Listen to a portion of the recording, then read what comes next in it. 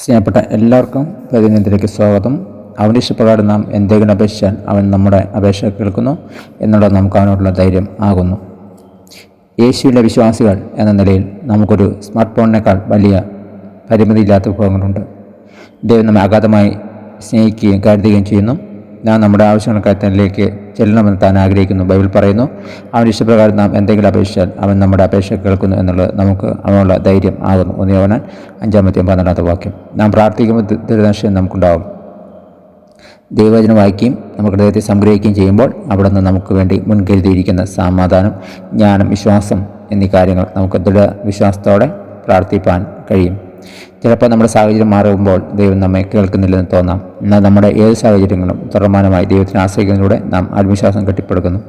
സങ്കീർത്തനം 116:2 നാം ആഗ്രഹിക്കുന്നതെല്ലാം അങ്ങനെ തന്നെ നമുക്ക് ലഭിച്ചേക്കെങ്കിലും അവൻ തക്ക സമയത്ത് നമുക്ക് ആവശ്യം നൽകുമെന്ന് വാഗ്ദാനം ചെയ്തിരിക്കുന്നു. ഇത് വിശ്വസിപ്പാൻ വളരാൻ നമ്മെ സഹായിക്കുന്നു.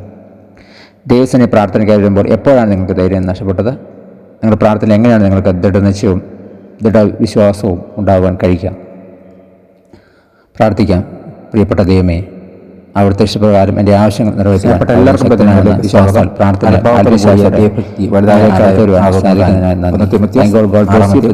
അനുഭവങ്ങൾ അദ്ദേഹം നിറക്കട്ടെ.